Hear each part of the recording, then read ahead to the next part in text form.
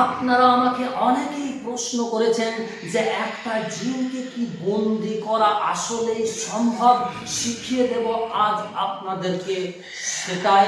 তবে আজকের এই আমলটি খুবই বিপজ্জনক একটা আমল। দুর্বল চিত্তের মানুষেরা এই আমলটি থেকে একটু সাবধানে থাকবেন, না জেনে এটি ট্রাই করতে যাবেন না, না হলে কিন্তু বিপদের ঝুঁকিটা রয়েছে বেশি। অনেক চেষ্টা করেও যখন একটা জিনকে একটা রোগীর শরীর থেকে হটানো যায় না, তখন কোরআনে আমিনেরা সেই জিনটিকে শাস্তি দিতে বাধ্য হয়ে যায়। তবে এটি কোরআনে আমিলদের দ্বারাই সম্ভব।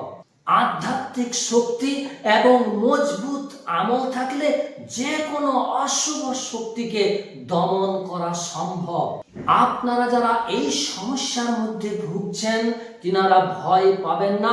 ভিডিওটি ভালো লাগলে একটু বেশি বেশি শেয়ার করবেন, যাতে করে এই ভিডিওটি দেখে অন্যান্যরাও সচেতন হতে পারে।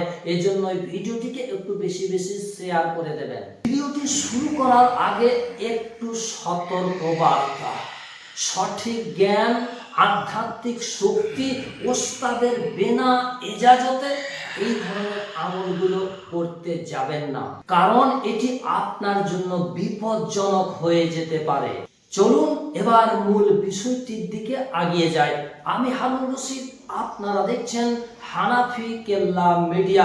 এই কাজটি করার আগেই প্রথমেই আপনি একবার সূরা আবাসা পাঠ করে নেবেন, কারণ সূরা আবাসা যদি আপনি পাঠ করে নেন তাহলে ওই শয়তান খবিস জিনগুলো আপনাকে আর কোনো মতেই স্পর্শ করতে পারবে না, অথবা আপনার ওস্তাদের শেখানো নিয়ম অনুযায়ী আপনি আপনার শরীরটিকে অবশ্যই যেন বন্ধ করে নিতে ভুল করবেন না।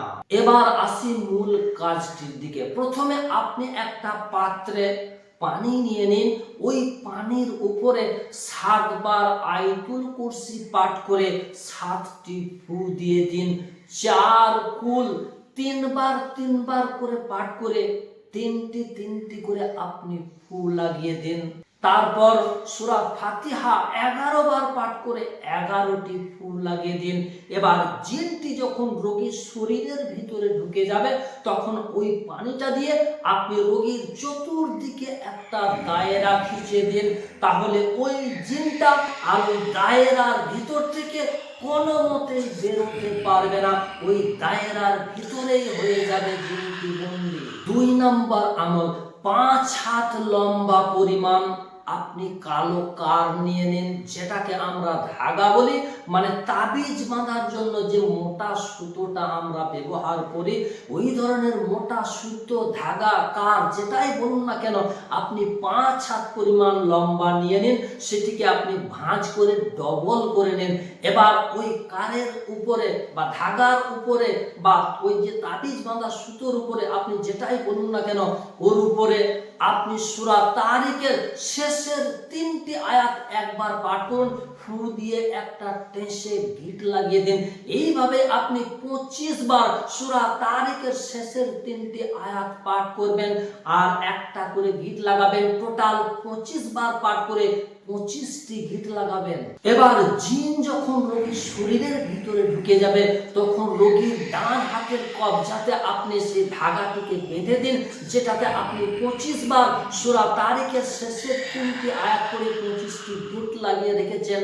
ওই গিট লাগানো সুতোটিকে আপনি রোগীর ডান হাতের কবজাতে বেঁধে দিয়ে একটা কাপড়কে ওর উপরে বেঁধে দিন, যাতে করে রোগী কোনো মতে ওই কাঠটিকে ছুঁতে না পারে।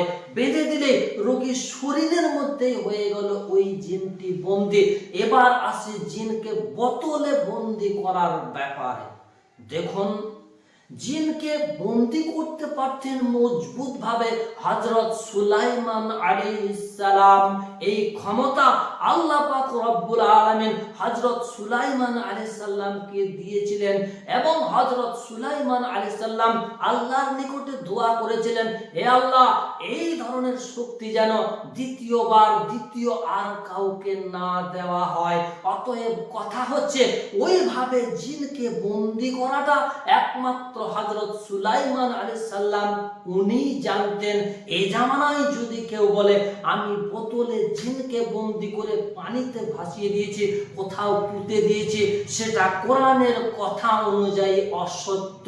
এতক্ষণে আপনারা জিনকে বন্দী করার আসল তথ্যগুলো বুঝে গেছেন।